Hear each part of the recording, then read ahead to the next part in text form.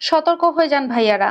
সংসার জীবনে যদি সুখী হতে চান তাহলে ভুল করেও কখনো আপনার স্ত্রীর সাথে এই ৪টি কাজ কখনো করবেন না। শুধুমাত্র এই ৪টি কাজ করার কারণেই কিন্তু আপনাদের সংসারে অশান্তি লেগে থাকে। আপনার স্ত্রীর সাথে অযথা ঝামেলা সৃষ্টি হতে থাকে।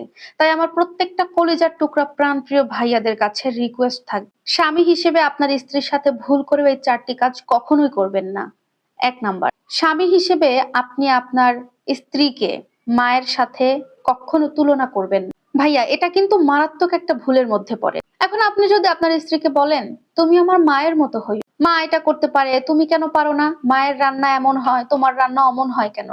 এরকম করতে পারো না? এটা শেখো, ওটা করো, মায়ের মতো করো। একটা কথা মাথায় রাখবেন, মাকে মায়ের জায়গায় রাখেন আর বউ থাকবে বউয়ের জায়গায়। মা আর বউ এই দুইটা মানুষ কিন্তু আপনার জীবনে অনেক বেশি গুরুত্বপূর্ণ। মা থাকবে মাথায় আর বউ থাকবে আপনার বুকে। এই দুইটা মানুষের মধ্যে একটা সুন্দর ব্যালেন্স আপনাকে রাখতে হবে। তাই কখনো ভুল করে একে অপরের সাথে তুলনা করবেন। আল্লাহ তাআলা কিন্তু দুইজনের সাথে ভালো ব্যবহার করতে বলেছে। মনে রাখবেন ভাইয়া, মা আপনার জীবনের এক পর্যায়ের সঙ্গী আর আপনার স্ত্রী আপনার জীবনের আরেক আরেক পর্যায়ের সঙ্গী। এই দুইটা মানুষের একজনের সাথে যদি খারাপ ব্যবহার করেন তাহলে আপনি আপনার জীবনে পুরো ধ্বংস হয়ে যাবেন। কথাটা মনে রাখবেন।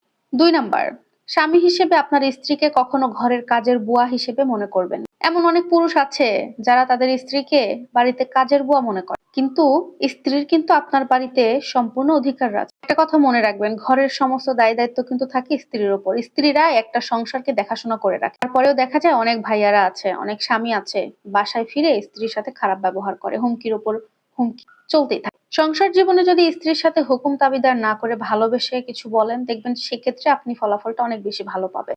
৩ নাম্বার, আপনি আপনার স্ত্রীর পরিবারের কোনো সদস্যকে নিয়ে কখনো হাসি ঠাট্টা তামাশা করবেন না। শুধু একটা কথাই আপনি চিন্তা করবেন, আপনার স্ত্রী যদি আপনার পরিবারের ধরেন মা বাবা বা আপনার ভাই বোন বা আপনার আত্মীয় স্বজনের মধ্যে কাউকে নিয়ে আপনার স্ত্রী হাসি ঠাট্টা বা তামাশা করলো, আপনার কেমন লাগবে? ঠিক একইভাবে আপনি যদি এমন করেন, আপনার স্ত্রীরও খারাপ লাগবে। হ্যাঁ, এমন হতে পারে যে আপনার কাউকে পছন্দ নাই হতে পারে, কিন্তু সেটা নিজের মনের মধ্যে রাখবেন, কখনো স্ত্রীর সামনে প্রকাশ করবেন না। ৪ নাম্বার, ভুল করেও কখনো স্ত্রীর গায়ে আপনি হাত তুলবেন না। এটা মারাত্মক বড় একটা অপরাধ। কথায় কথায় বকা দেবেন না, ঝাড়ি মারবেন না। অনেক ভাইয়া আছে, অনেক স্বামী আছে, একটু পাগল টাইপের হয়ে থাকে। কথায় কথায় স্ত্রীকে বকা করে, বকা দেয়, কথায় কথায় স্ত্রীর গায়ে হাত উঠায়। এগুলো করা ঠিক না। এমন পাগলামি করে, স্ত্রী ভালো কথা বললেও মারে, খারাপ কথা বললেও মারে। তাছাড়া প্রকৃতপক্ষে যে একটা পুরুষ, যে একটা সুপুরুষ হয়ে থাকে, সে কখনো তার স্ত্রীর গায়ে হাত উঠায় না। যারা কাপুরুষ হয় তারাই এই কাজটা করতে পারে।